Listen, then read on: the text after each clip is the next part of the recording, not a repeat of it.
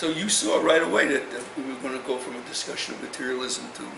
Now you had some questions of Marx. I think she had a question. Yeah, I had yeah. a quick question. I'm not sure if you addressed this, Yeah. but what is it that makes human beings unique in having free will compared to animals? What is it? It's that we have something in us that is divine. A spark of the divine. And that spark of the divine is a free will. Is it possible to reconcile... Now how do I know that? Well, how do you know that? It's a faith. It's a faith. Now why do I... But it's not just a faith that I just get out of the refrigerator or the stove. Why do I have that faith? But these are hard questions. It's a rational faith. I have that faith because I want to expect more of myself and others. I don't It gives want you to... order. No, What does it do? what it does is, I don't want to think of myself in the same categories as a bear or a bird. I want to put higher standards on my life and human life in general. And so that's why I subscribe and ascribe to that faith. Can you, I mean, I'm an atheist, so is it possible to reconcile a belief in free will? The spark of the with divine doesn't have anything to do with necessarily anything to do with doesn't necessarily have anything to do with religion. The divine could simply mean a force in nature that we're not really cognizant of. Okay, I understand. I was just kind of thinking of the divine in traditional religious terms, but now I see that you don't have to. It would be, you're not religious, but you would be spiritual. Mm-hmm. The human spirit, if you believe in the human spirit, then you're spiritual. So do you understand there's a distinction between Yes. being religious and spiritual? Mm-hmm. But a spiritual person, it seems to me, does have to believe in order. And if you believe in order, then you have to try to figure out, well, then what is the source of that order? Religious people conclude that it's God, but you can conclude something else. You can conclude that it's something else. You could conclude that it was evolution, for example. Do you think you could? No, because if you conclude it's evolution, then it evolved from nothing. Okay. There wasn't a force before that.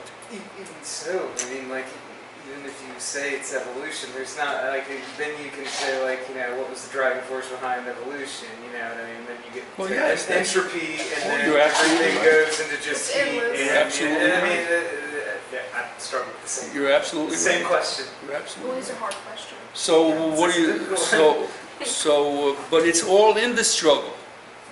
The answer isn't as important as the struggle. It's all in the struggle. But you see, relativists have given up on the struggle.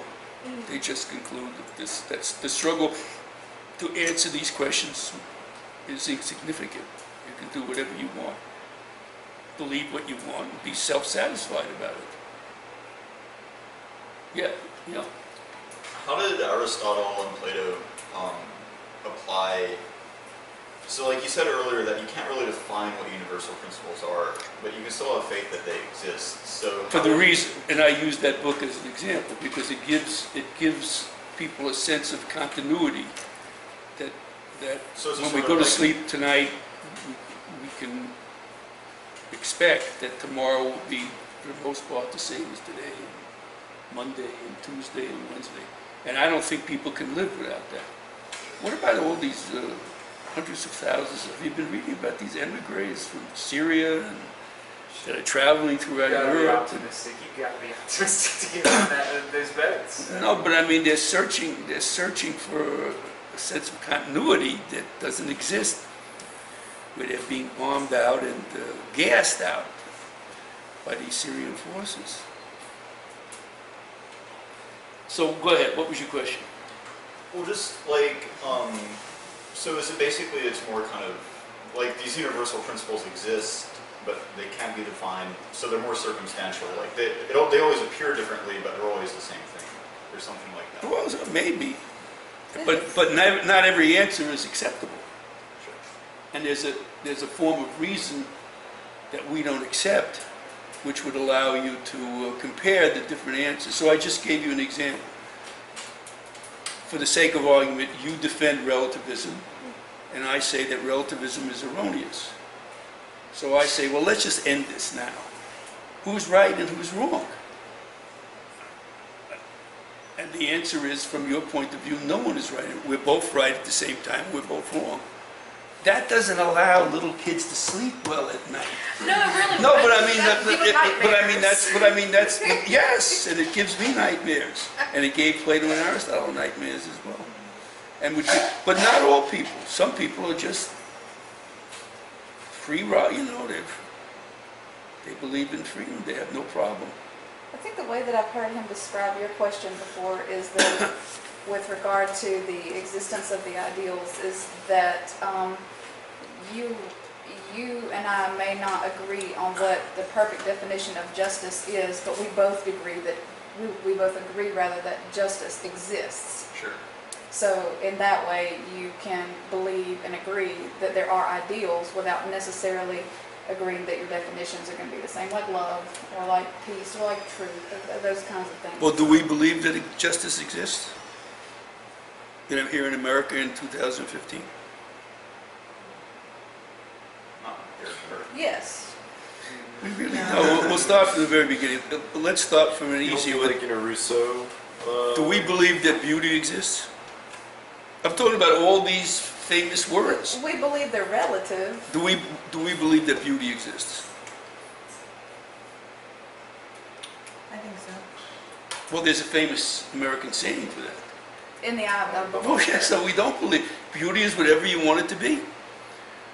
So using that as a simple example, we can see that for all of these famous terms, we don't believe that those ideals exist. They are whatever you want them to be. But for justice, you don't think justice has been done, like the jury came back and Our system of law is not based on justice in any way, shape, or form. The state has a prosecuting attorney, right? And the accused has a defense attorney. They come before a court of law. They're supposed to judge the case only on the basis of the evidence presented in the court of law. And whoever is the biggest wise guy, whichever lawyer is able to turn the evidence... Right, but it has to come from the jury, right? For capital murder and stuff like that, it has to come from the jury. So But isn't the that- judge isn't that- can overrule the jury's decision in Alabama. But That's isn't okay. that the Rousseau's concept of the justice comes from the people, it comes from the... Who can change their mind from day to day and hour to hour, right? Yeah, Yeah. that's right. Yeah. It is a really horrible system. But beauty exists, even, like, beauty and justice do exist. Like, in He's the saying United States. Well, not... Right? No. You say the American people believe in beauty and justice. It's like ideals. Yeah, but they're not getting help. Yeah. Okay, that makes sense. They don't know the meaning. So they search for meaning from Nobel Prize winning professors at famous universities. I've told you about this famous case in the 1970s. The Cincinnati Museum of Art, which is a public institution, buys this work of art called Piss Christ. And it was a crucifix inside a vial of urine. I'm familiar. Yes. And so the people of Cincinnati who funded, through their taxes, are funding this museum, got pissed off. Wasn't that, you see that? Did you see that? Yeah. So, you're the only one? See, I'm trying to provide a sense of continuity to the example. So, they sued the museum. So in the ensuing trial, the defenders of the museum brought all the great art professors from Stanford and Harvard and University of Chicago and Yale, all these great universities. And they asked the same question. At this museum, we say we are presenting to the ignorant public great works of art. And we consider this to be a great work of art. So they brought all these witnesses, and each one of them, all the great professors, said, "What's art?" Whatever you think is art is art. So, I agree with you for the same reason that people bought Walter Lippmann's The Public Philosophy without even knowing what the hell he was talking about, but some kind of inner sense that he was searching for something they didn't quite understand. Most Americans would like to think that there's something called beauty and art and justice. They don't know what it is. They can't even begin to understand. They're just not educated enough. So they rely on the mentorship, I mean literally mentorship, of famous professors, authors, to help them with it. But they're convinced that beauty is in the eye of the beholder and justice is in the eye of the beholder. What is the name of our of the American legal system? Common law system. Adversarial model. It's the adversarial model. It's not a searching for the truth. It's two adversaries competing against one another. And whoever wins, that's what's legal, and whoever lost, that's what's not. So that's interesting, isn't it? We don't even pretend that they're searching for justice.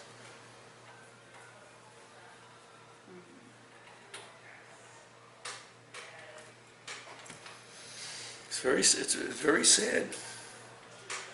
Now, the thing that bothered you, I remember when we were talking about Marx, you remember this? Marx's theory of alienation. Remember that? You got very upset about that. Marx believed that when all human beings are born, they feel depressed by the universe. Even a newborn baby feels, comes out into the light, and the universe is against me. Remember that? Yeah, I remember it. The I don't universe remember makes being us feel upset. powerless. Okay. And he said, for human beings, the only way that we can somehow regain power from this oppressive universe was through creative work, creating something. Yeah, that's We what I like. we could develop a defense against this oppressive universe. And it was on that basis, for the most part, that he opposed capitalism.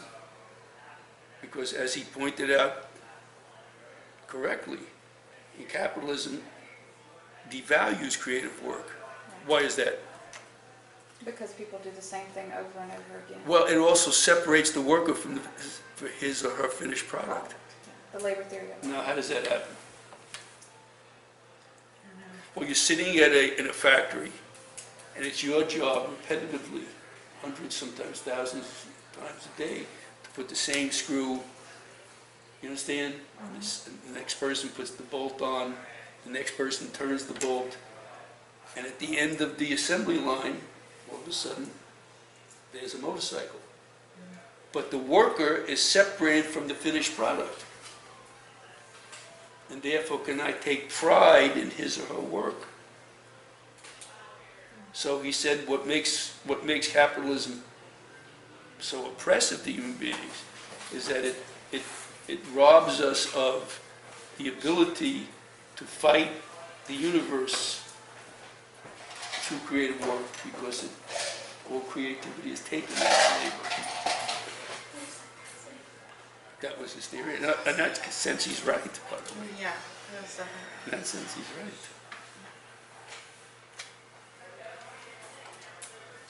So what are some of the other questions you have about Marxism? Okay, so I just think it's kind of interesting. Like, there's a big sort of popularism of Marx in the 30s and 40s, and then World War II and Stalin and all of that. But then people are kind of talking about it now more than they were. Do you think that's going anywhere, or is it just a trend? Well, who's one of the most popular heroes that people they're putting his picture on their chests? Che Guevara. Yeah, it's Che Guevara,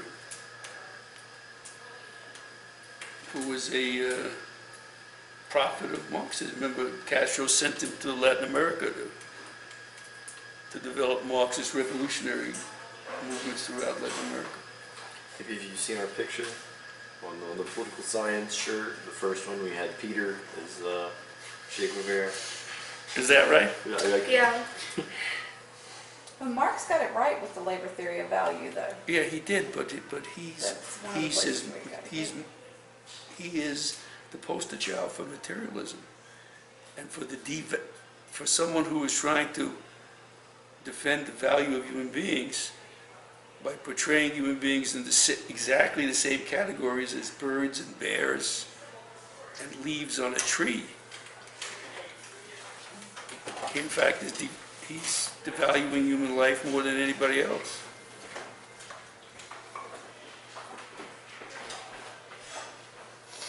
Later on, when he died, his buddy Engels, it's interesting, Engels came from a very rich textile, a family that owned textile mills in England. Isn't that ironic?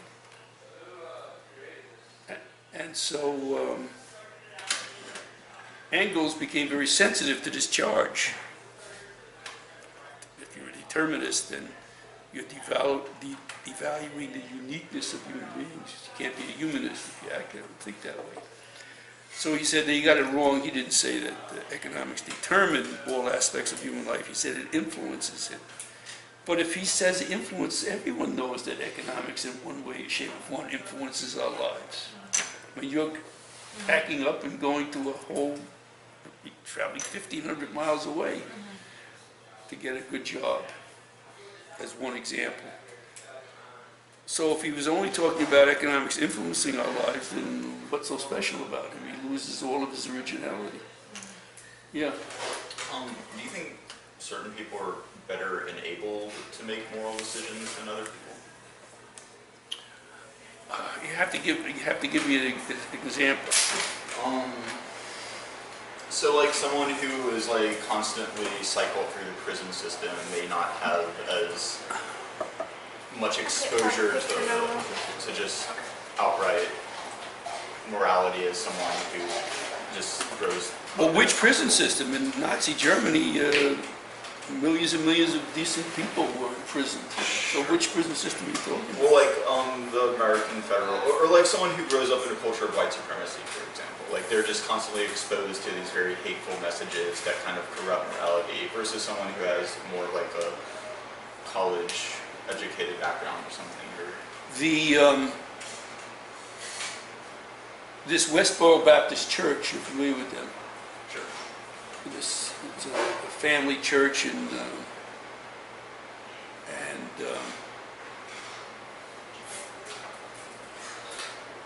their daughter graduated from a fine university and went to a fine law school, and she's the one that brings the court cases that they always win.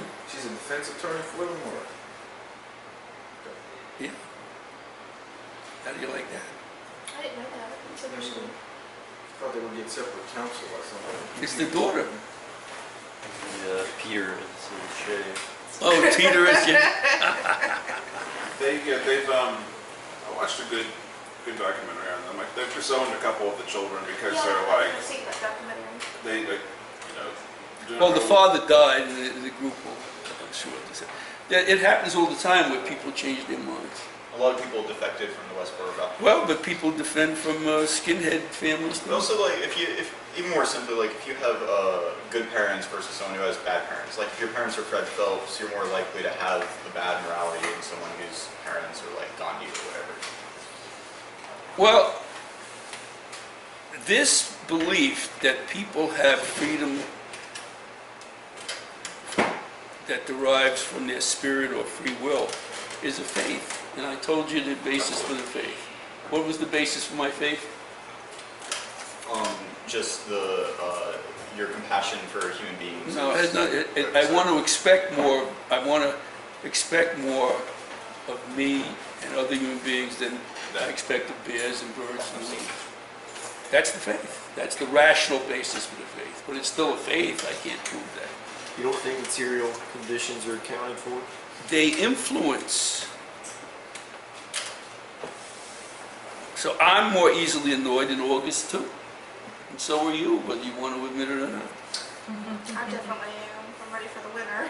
Well, but I mean, with somebody, if you're just, If someone brushes against you in the middle of the pavement, the sun is beating off the pavement, and it's harder to tolerate. Do you see us coming to a place in the future, Americans, we'll just narrow it down to Americans, coming to a place in the future where we desire a more, like a greater connection to a finished product? I know with larger companies like Google, like Spotify, things like that, that they're forming a lot of their upper level technical teams and stuff like that to be more, have less of a hierarchy and have a greater connection. Like there's a push in manufacturing and that kind of thing for people to have a greater connection to finished products and that kind of thing. Do you think that there is... You don't have to be a Marxist to know how important it is for people to have pride in their work. But I wanted to finish. So I'm just as annoyed as everyone else. But I don't want to go to jail. So I just kind of grit my teeth and move on. So not only do we know that what month there are most murders, we also know at what time of the month, of any month, there are most. So there are less murders in December than there are in August, right? But even in December, we know what time of the month there are more murders in December. What time of the month is it? More at the end. Full moon. It's the full moon. You didn't know that? Do they have ritual killings? No, that's where the English word what comes from. Lunatic. I did not know that. Where what comes from? Lunatic. You understand? Like something that babies being born. Yeah, so a lot of my friends who work in like healthcare and nursing, they're like, they like always put on Facebook like how they hate how it's full moon time because it makes all the patients act weird. That's kind of. Well, some do and some, but my point is that we feel human beings are influenced by these natural forces that exist outside of us. Heat, cold, full moons. By the way, what is who the hell knows, but what would be the possible scientific explanation? We know that tides are determined by moon phases. We do know that, right? And we do know that all human beings have at least 80% of their bodies are full of liquids. Isn't that true? So isn't it possible, I don't know if it's true, but isn't it possible that the pressure in a human body is greatest during a full moon than it would be during any other time of the month? And that this would get people very nervous and possible. But I mean, some are more susceptible to those natural impulses and some human beings are not. No bear and no bird and no leaf can make that choice. In general, you don't have to agree, but you understand what I'm saying, right? So that's where the word lunatic comes from. You can just see better at night, so if you're gonna, go do something that... So if you're going to kill That's your someone, explanation? full moon is the No, best. that's not my best explanation. I mean, who knows what the reason is, but it's a faith that comes from wanting to expect more of yourself and human beings.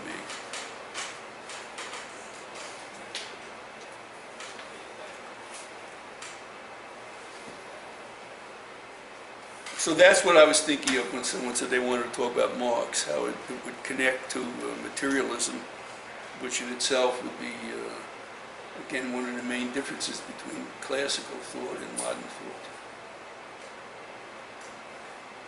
What about the dialectic? Do you wanna hit on Well, that? he also talked that that's how history changes. It changes through violent opposites. An economic system is developed, and the elements within the economic system are stable, and then they grow unstable. And as they grow more and more unstable, violence occurs. A new economic system is created, which retains the stability for a while. So the dialectic is controlled by It's the this method. economic determinism. economic determinism is the theory by which history moves, and the dialectic is the instrument that moves it. And the motivation is economics. And the motivation is, it's the Material. determining motivation, not the influential motivation, is material. Beyond human control. Beyond human control. This also led, he was trying to, when people have been debating this stuff ever since Marx lived at the end of the 19th century, but so if all of this is determined by history, how does this connect to his efforts to form workers' groups that would overthrow the capitalist system? In other words, if all of this was preordained by a system beyond human control, why did he have to encourage workers to overthrow the capitalist system if it was going to happen eventually anyway? Of course, he had no explanation for that. He also had no explanation for if human life is controlled by material forces over which we have no control, the only time we would truly understand, we would have some semblance of knowledge that this is the way history was moving, but we couldn't really understand it until the end of history. But Marx didn't live at the end of history. How could he claim to know all of this stuff without violating his theory that you'd have to wait till the end of history to understand what this is all about? You see this also in the Judeo-Christian tradition. Religious leaders in Judaism and Christianity for thousands of years have been urging people to act more decently, right? But they also teach that God has his own plan, and ultimately the world will end, and the Garden of Eden will reappear, and heaven and earth will become one. So if this is all preordained, why do we have to, the contradiction is, why do we have to be decent? Everything is going to work out somehow in the end by itself. So all of these contradictions that exist within Marx, but when it comes down to it, what people love about Marx is that he seems to be in favor of the underdog, and everybody loves the underdog. Was Marx religious? He came from a very religious family, but he wasn't religious at all. As a matter of fact, he called religion the opiate of the masses. He said that by convincing people that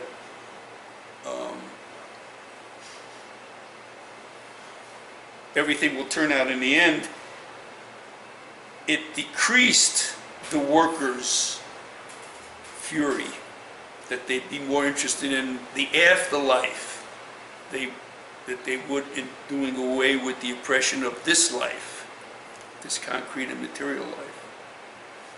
So he looked, since he believed in economic determinism, he said that religion was made up by the rich to convince the people they were oppressing just to shoulder the oppression in the hope that they would die soon and then go to heaven and not worry about this anymore. So what's so wrong with communism? What's so wrong with it? Well, first of all, it's false. It's based on a false theory.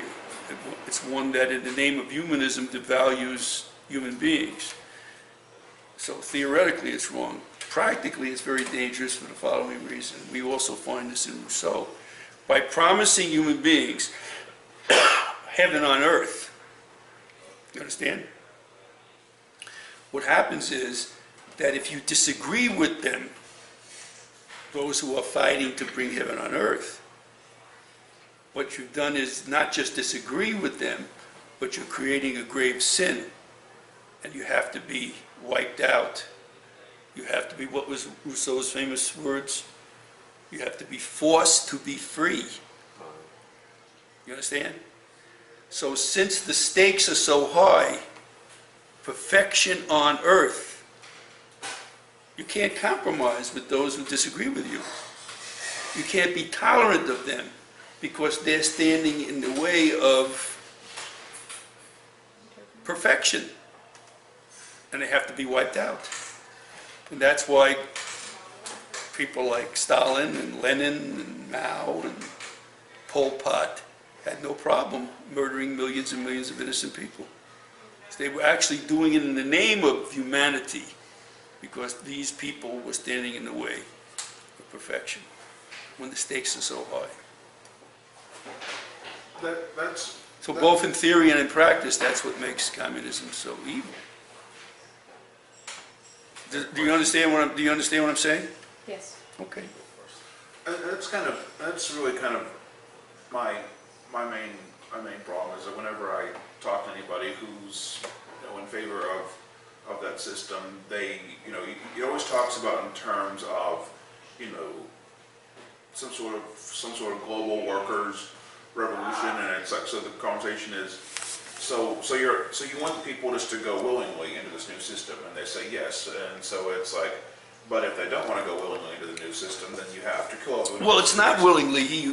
Marx taught about what he called the dictatorship of the proletariat, and this was later more fully developed by Lenin into the Communist Party.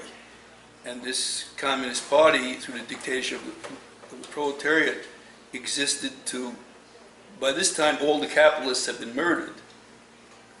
So now you have the millions and millions of workers, hundreds, billions of workers, but they still have a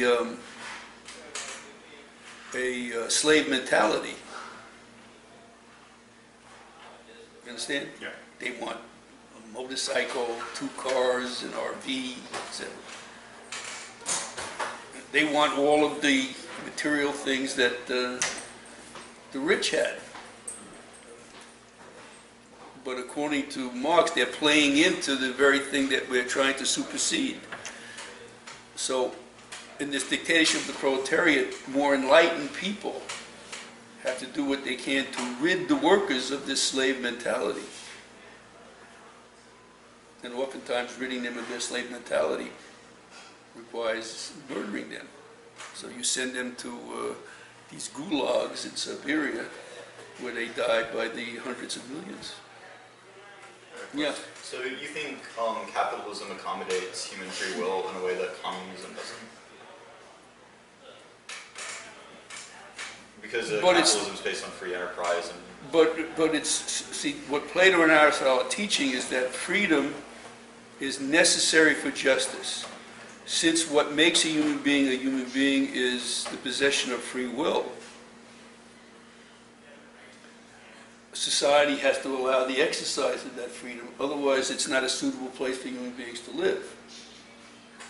So you can't have human justice without freedom, because it doesn't allow for the exercise of the free will, which makes a human being.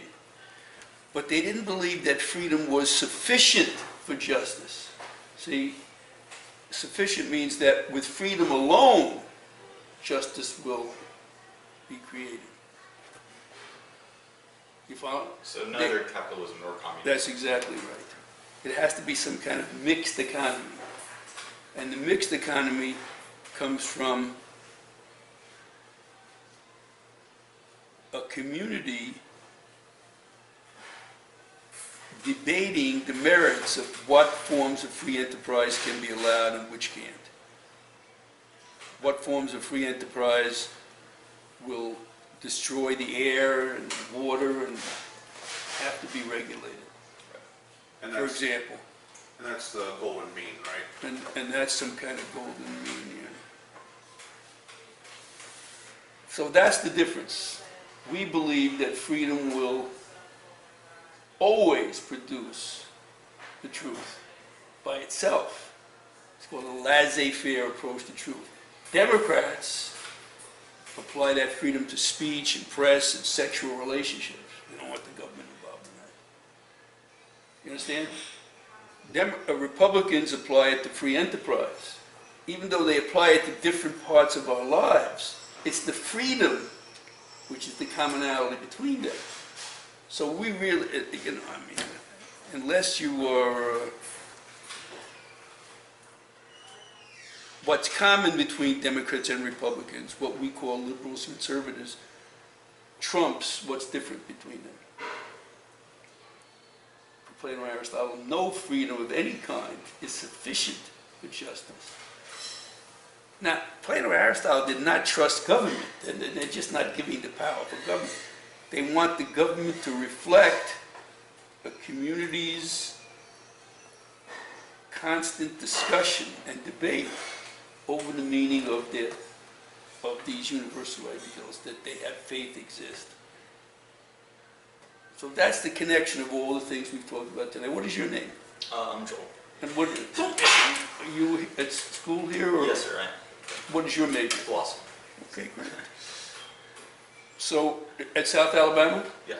So, it's at the philosophy department of South Alabama, do they believe in the existence of universal ideals? Some of them do. Some What of them what year are you in?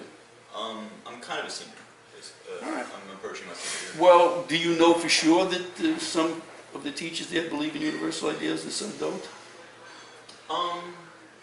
Pretty much, yeah. Well, how would you find out?